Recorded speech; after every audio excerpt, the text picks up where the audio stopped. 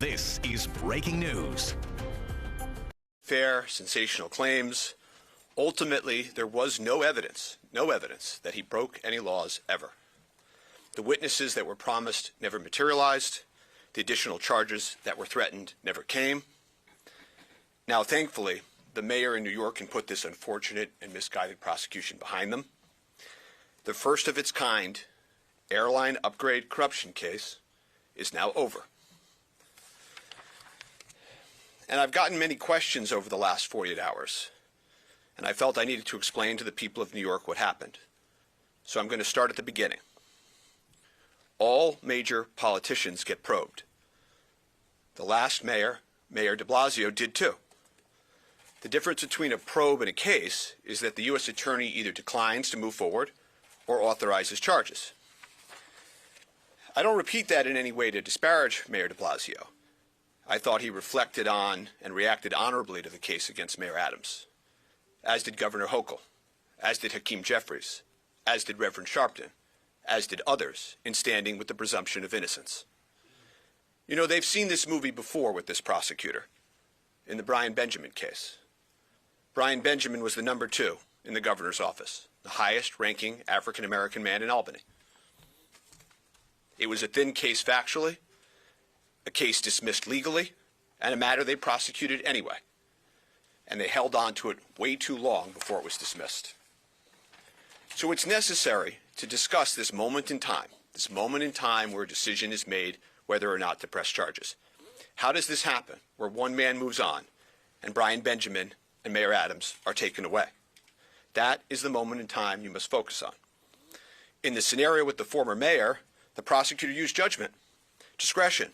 He had no ulterior motive. They passed on the case as well they should have. Here, with Mayor Adams, they said, we're not passing.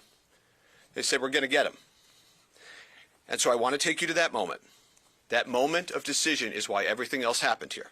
If they passed, like they did with the former mayor, that would have been the end of it. There never would have been, maybe in the history of Earth, an airline upgrade corruption case. So Mr. Williams, the U.S. Attorney, met with the mayor's team this past September. This is a moment in time, weeks before Mr. Williams would be out of office, either dreams of Washington or being removed because of the new administration. He could decide at that time to pass on this case or get the mayor, bring the case. And Mr. Williams knew well that whatever the decision, he would be there for the press conference, and he would not be there when anyone saw the lack of evidence and this begin to unravel. Mr. Williams wanted Mayor Adams, and so Mr. Williams said at the time, don't worry. Mayor Adams is just a subject, a person involved in the investigation, but not a target of the investigation. So while some things may have gone wrong in the campaign, like all campaigns, we don't have any hard evidence it was done by the mayor himself, essentially. He will end up like Mayor de Blasio and move on. He should come in and talk to us, is what they said.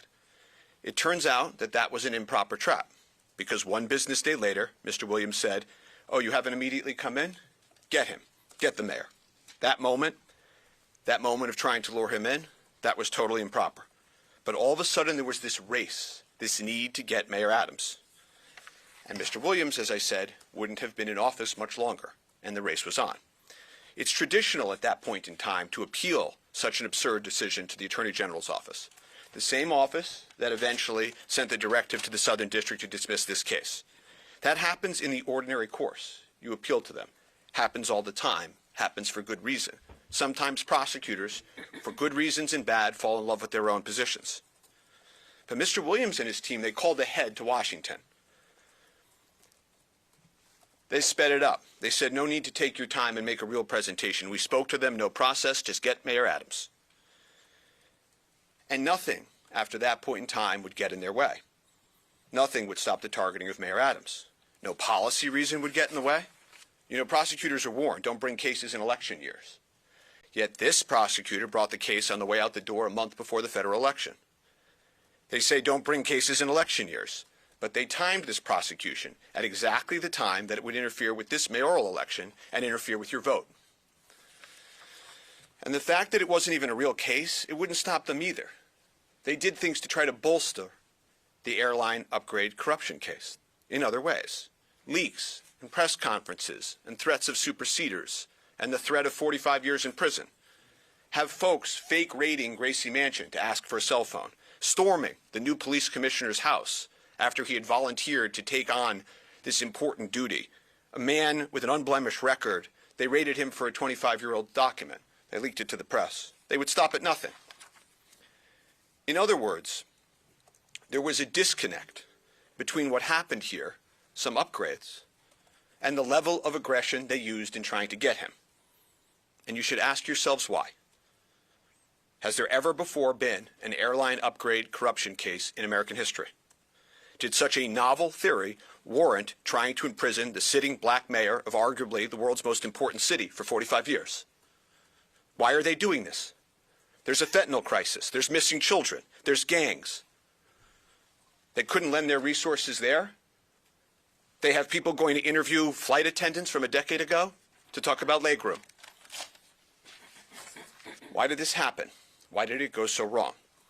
And I'm not one for conspiracy theories. It's been written incorrectly that I claimed or suggested that the prior White House ordered this case. I never said that. I never said that. The question really is, why did these government lawyers take this step, this unusual step of trying to take Mayor Adams out? So like prosecutors are supposed to do, I can look at the surrounding circumstances. We've been over these, the leaks, the presser, the raids, the threats, the police commissioner, and tell you this was no search for truth. They were after him, and they figured out a way to invent a crime. Was it a big career case, a way to update someone's LinkedIn profile? Were they trying to impress Washington because of the mayor's fallout? Or was it some other personal agenda at work?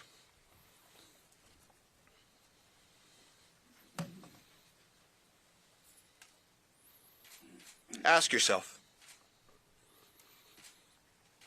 do you have any concern something else impacted the judgment here? Can any of you be certain that this didn't have an impact on the decision to bring this case? That's the question. Do you have any doubt in your mind that they were just after truth and justice? And I don't know where all of your minds go, but my mind goes back to that original press conference, their little press conference that always bothered me. Because that wasn't a prosecutor searching for truth. That might as well have been a stump speech. Wherever your mind goes, you realize the doubt is inescapable. And then that's not a system that you can possibly trust. Today's a new day. Some people will say, well, what's with the timing?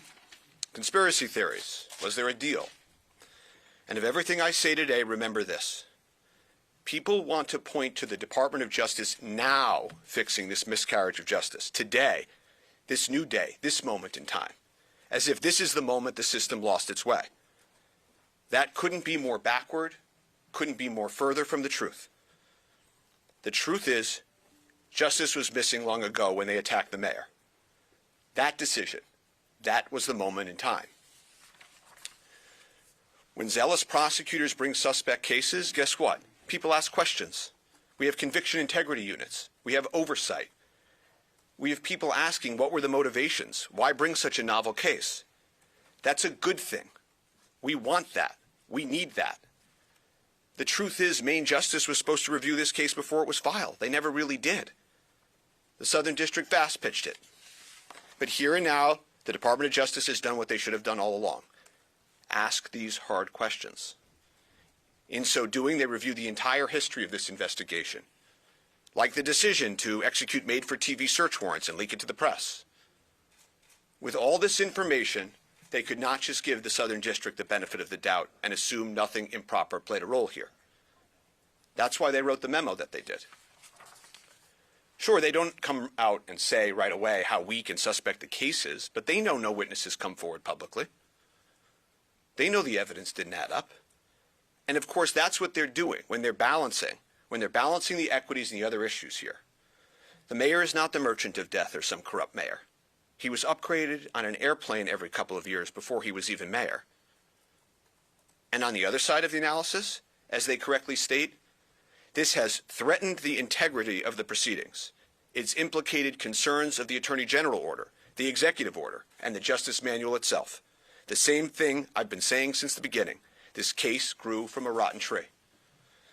And so now there'll be no more targeting of Mayor Adams. Today, we set a better example for this country. Even the appearance of prosecutorial impropriety shatters trust in our system, harms the rule of law, threatens democracy.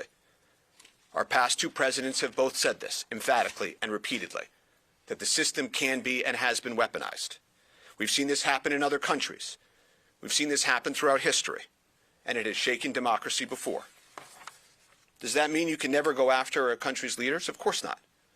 If there's some grave criminal act or criminal enterprise afoot, have at it. But what it means, and as the old saying goes, if you investigate someone long enough and hard enough and get creative enough, you could go after anybody. And when we start doing that, all is lost. Today, hopefully, is a day that sort of thing ends and ends forever. And so I will tell you, we don't want to go after Mr. Williams. He's dealing with the fallout of this misguided decision. We have no interest in going after him. We want to move forward. End the vengeance, end the targeting, end it for all time. And so I want to thank the mayor for his trust and the great team around him, the amazing folks that helped me and helped to bring about this result, and all the New Yorkers that have reached out over the last 6 months, CEOs, school teachers, everyday New Yorkers, the bellman at the hotel, the young family that walked up to me in the diner. I heard all of you. You kept saying, protect the mayor. The mayor heard you too. Thank you. I don't have anything else to say at this time, but I can answer some questions. Hey, Alex, Ben Koch from New York Post. You brought up the alleged lack of evidence, but the memo from DOJ doesn't take a position on the evidence. My question is, what happens to the evidence now? Because there are at least two people connected to the case who have pled guilty. Are you interpreting this memo as freezing SDNY's ability to share that information with other prosecutors? And separately, are you confident that SDNY will obey the demand from Trump's DOJ despite its history of independence from Washington? Okay, we'll do one question each as we did last time, and so I'll address your first question, and it's a fair question. The documents and evidence in this case are under a protective order that the government requested. And so let me say today and be very clear. I have no interest in shielding those documents and that information from the public. I want you to know how rare that is. Most times when somebody actually commits a crime, you don't want the public to see. I want the public to see those documents. I am going to consent to any viewing by the public. I have no interest in abiding by or enforcing that protective order if the government will release them, and I encourage all of you to FOIA that information so that you can see yourself that there is no evidence of his guilt in this case. Sir, if you don't mind, I think it'd be in all of our interest if you could walk us through what you see as the next few logical steps here, what it will look like in court, what it might look like after November with an express order to look at this case again. What are the next steps, and is there truly this looming threat that I think a lot of the mayor's political opponents have speculated on, that the Trump administration could just bring it right back? There is no looming threat. This case is over. This case will never be brought back. It wasn't a real case in the first place. In terms of the next steps, the Department of Justice, the Attorney General's office, has issued a directive. I expect the directive to be followed and the rule of law to be followed. Yes? How can you say the case is over, though? The Department of Justice specifically said they're going to review it again in November. Have you been told something that the public has not seen about this not coming back in November? When you review a case and re-review a case that shouldn't have been brought in the first place, that's not a crime, where there's no evidence of guilt, I expect it not to be brought again. Yeah. You just said that there was no real review by DOJ prior to the indictment, but I seem to recall that you had introduced multiple letters of you communicating with DOJ back and forth about specific aspects of this case. So when you say there was no real review, there was review. And I don't understand why you're saying that. I mean, there was a review. I think what you were trying to say is that there was no presentation. Is that what you're saying? And you seem to imply that Williams cut that off. So can you clarify that? Sure. The correspondences you're talking about were the illegal leaks. Those are those letters back and forth that I attached to my motions. there was no actual meaningful meeting with the Department of Justice before this was filed. Within a day of inviting the mayor in to meet, they said, okay, we're going to charge him. And then within 48 hours, they said, you have to go to Washington right now. You've got a 30-minute presentation. And then a day after that, they said, okay, we're still charging him. Why didn't you go? The meeting did happen. Okay. What happened? But you're looking at me like this is some gotcha moment. It wasn't a real meeting. No, what I'm looking at you at is that what you're saying is somewhat opaque. So you're now telling us there was a meeting. What happened in the meeting? There wasn't a single meaningful back and forth, and they said we're going to back the Southern District. They've said this. There wasn't time between when Mr. Williams was leaving office for them to have a meaningful review of this, and they wanted to get this case brought. Yeah, hi. Have you had any communication with the U.S. Attorney's Office since the memo became public? Do you have any sense of when they plan to drop the case officially? And has the mayor signed anything yet agreeing to the case being dismissed without prejudice? No, the final steps of the Southern District have not occurred yet. And have you spoken to anyone at the U.S. Attorney's Office? No, no. So what are those final steps? What do they have to do? Formally notify you? How do they proceed? Well, I mean, I don't want to speak for them, but what normally happens is that they would take that memo, take their directive, file something with the court. They would confer with us on understanding exactly how that would play out, and then this case would be over. But if this case is still hanging over the mayor's head, isn't the mayor compromised in some way by having to do the bidding of the president or having to acquiesce to him at some point with this hanging over his head and it still be brought? But any case could always, ever, maybe one day be brought. This isn't hanging over anybody's head. This case is over. I think everybody knows this case is over. Hi, yes. I wanted to know or understand, you mentioned that the mayor didn't break any laws, no witnesses ever materialized, but we never went to trial. So I'm trying to understand why you would say that if that never, and even the DOJ memo doesn't say, that wasn't in the memo. It didn't look at the merits of the case. It didn't say that anything there was suspicious. It just said that the case is not going, the charges are going to be dropped for other reasons unrelated to how strong the case is. Well, I spoke about the documents a moment ago. Okay, and I can assure you that if the Southern District had better documents or had something more they wanted to put in front of the public, given the steps that they've taken, I'm sure that they would have. In terms of witnesses, this man has been in politics for decades and decades. I've interviewed dozens of people around him and in his orbit. No one has ever come forward to say he's ever done anything wrong, ever. But that doesn't mean that there wouldn't have been witnesses. Why would they come up to you if they're witnesses for federal prosecutors? Well, when I say come up to me, I mean come up to anybody. The one witness that was in this case was, and if you want to know the truth, I don't think this case would have ever even made it to the jury. But That's there what was a trial date set, so how can you say that? Well, I can say that because I've said that in other cases, and cases that you all have followed over the course of my career. And a case this week with a single witness that's that suspect, that's my opinion, that it would have never gotten to a jury. Hey, Alex. So you've repeatedly said in this press conference that there's no evidence to this, and this is why the DOJ has dismissed this. But in the memo that was released on Monday, the DOJ specifically says it has not reviewed any of the evidence. So which is it here? Because the DOJ is saying they didn't look at the evidence at all. So what review was done by the DOJ when you spoke with them? And besides these, now they're giving political reasons as why this case should be dismissed. What is different now about the review than it was before? Well, I can't speak to all of their internal reviews. I know that they met about the case. I know they looked at evidence. I know I talked about the. They didn't talk about evidence at all. Well, no, it doesn't say they didn't talk about evidence. So it's that they. assessing the strength of the evidence or legal theories which the case is based. So you're saying the case has no legal basis, but they're saying they're not dismissing on that ground. Yeah, I understand what it says. It doesn't say that they didn't talk about that. It doesn't say they're not aware of that. It says that in this memo, they're not opining on that. That's what that means. So, but if I could finish. What you have to understand is they are obviously, de facto, evaluating how serious a case is and how legally firm or infirm when they're making this decision, which is why they make a reference to, some horrific criminal, according to them, that was let out. Because what they're doing is they're making an assessment of the balance of equities. So they know, they read our motion papers. They know we believe that, like the Brian Benjamin case, this case would have ultimately been tossed. They know, and they've heard me say many times, this is a one-witness case where there's no real evidence of guilt. They know all of that. They're assessing that when they make their totality of circumstances decision here. So you were saying it was better, they're weighing the pros and cons here, that it was better for them to drop the case for them, for the DOJ, because they could accuse Mayor Eric Adams in helping with the certain agendas that they pointed to in this memo.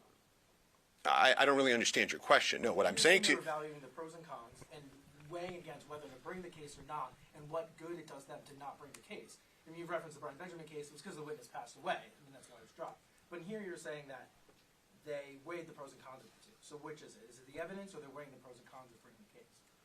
Well, they're weighing, like that's what all prosecutors do when they make decisions. They look at the amount of evidence, they look at the legal firmity of the case or not, and they look at all the equities around it.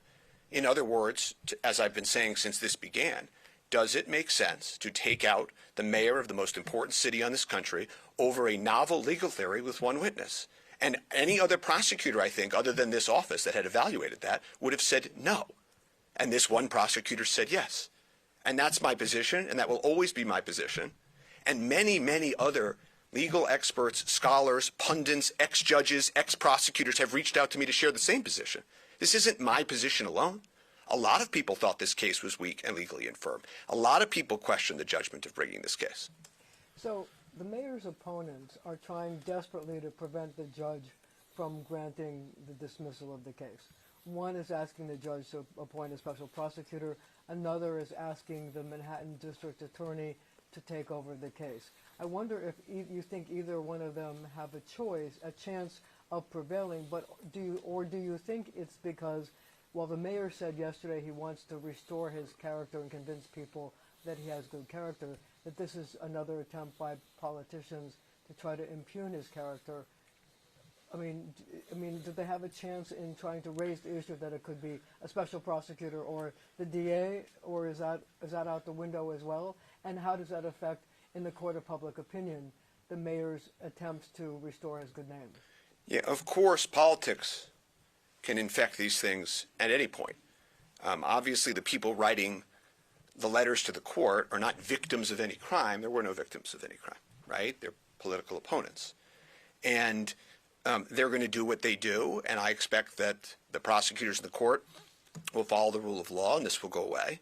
This concept of, oh, this case could come back to life, like any theoretical case, right? You know, anytime anybody declines a prosecution, it doesn't mean forever and ever and a day that it's impossible that that case could ever be brought again. Any case could always be revived. There's no reason to think a case built on this shaky foundation will ever be brought again by any office ever. But if I could just follow up on that, but do you think that this is an attempt to prevent the mayor from going to the court of public opinion and convincing people that he's innocent? I'm sure it's an effort to injure him or try to keep this hanging over his head. I'm sure that it is. I mean, ultimately, you know, I think the mayor feels badly that this has distracted New Yorkers, that this had happened. And he wants to move forward, and he's recommitted to moving forward. And I'm hoping that he can do that. Is it your understanding, Alex, that the case or the investigation of deputy mayors and others involved in the federal case is also suspended until after the election, or is it only the prosecution of Mayor Adams? Yeah, I'm glad you asked this question. You know, a lot of these other cases that you're talking about, they have nothing to do. I'm sure everybody realizes this at some level, but I've seen reporters, whether it's intentionally or just not understanding the way that the system works, sort of mix and matching them a little bit. If some other person somewhere within the New York City government did something completely away from Mayor Adams that he has no knowledge of, has nothing to do with Mayor Adams. That happens in every large organization all over the world every day. So I don't know that those cases are disturbed in any way, shape, or form. I think the concern is that it's hard to look at everything that happened here and not have questions. And we don't want a system where we're asking questions about the tree that this case was grown from. And with regard to the airline upgrades, you acknowledge that every now and then he took an airline upgrade. Your assertion is that it was harmless and not connected to any... This has been breaking news.